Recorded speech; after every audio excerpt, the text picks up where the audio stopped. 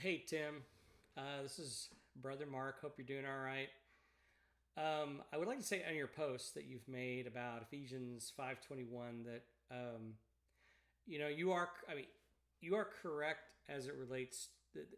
Your argument is that um, the people are saying there are no gender roles, and I would certainly agree that there are. It's evident in the beginning God created them male and female. Um, and the husband is the head of the home. But your actual what you did with Ephesians 5:21, I gotta call you out. And let me just show you here in the Greek. I'll do my best, to try to do this. Ephesians, the back half of Ephesians is centered around the whole idea of of being filled with this. What does being filled with the Spirit look like?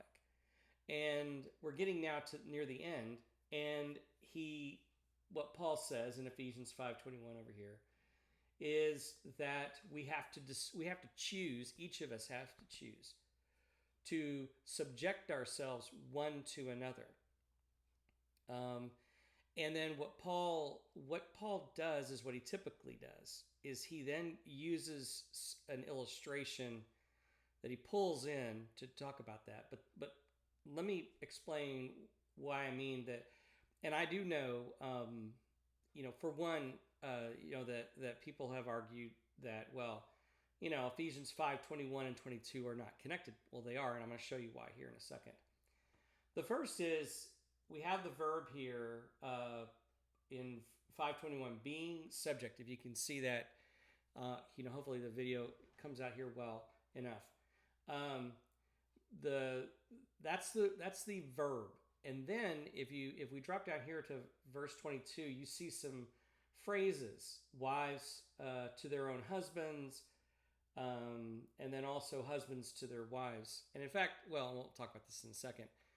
But this clause, if you'll notice, if I pull down here a little bit more, and you can see in um, this particular sentence here or we would call two verses actually, 22 and 23. Again, the verses are not. We can't. You got to look at this from a Greek clause perspective. But there is no there are no verbs in verses 22 and 23. Now it looks like it in English, but in Greek there isn't. But I want to point you to this. This is the verb elided clause.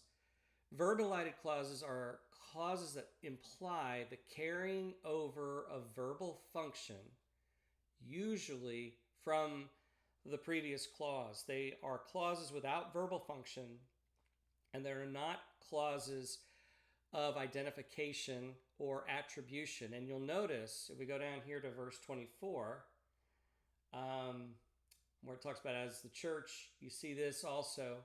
There's no verb here. It's the same kind of thing. So as this discussion continues, it's actually these are connected back up to the verb submit in verse 21. And I'm trying to move over here. And so my point is on this is that your description of verses 22 and 23 don't include that. We are supposed to submit to one another. And what Paul does is he talks about how in the home is to be the model of that mutual submission. Even though there are gender roles, the husband is the head of the home, just as Christ is head of the church. That is, I think, you and I would both agree on that. But what it is talking about is that again, this is all a descriptor, a long descriptor of what the of being filled with the Spirit looks like. In other words, a husband that is filled with the Spirit does submit himself to his wife by loving her like Christ loves the church. by giving himself for her. And um, so, in effect, just as Jesus served, like he washed the apostles' feet, he led them, but he also served them. And he even says, if you want to be great in God's kingdom, you must be the servant of all. And he flips the whole script. Nowhere does Paul say that I don't think, I hope, and I don't think that you're implying that, you know, husbands are to rule over their wives like the Gentiles and to be cruel and to be oppressive and to be abusive. That's certainly not what's being talked about here. The relationship that the husbands have with their wives and their submission is one that reflects Jesus Christ. So, but I wanted to just share that little bit with you. We can't get around Greek. Greek is what we gotta look at in this in this particular case. I went backwards. We have to understand that we could cut off this long discussion of the family and just remove it out, and then it would go on to the final piece where it talks about putting on the armor of God is the final thing that he talks about of people being what it means to be filled with the Spirit. So, your conclusion's correct. How you got there, I have to say, Tim, not so correct.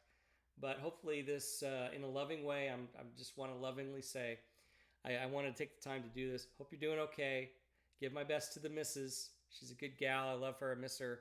Miss you guys a lot. But I wanted to just get on here and hopefully shed some light from what God inspired and what we have to look at. In other words, to make a correct interpretation. But anyway, very good.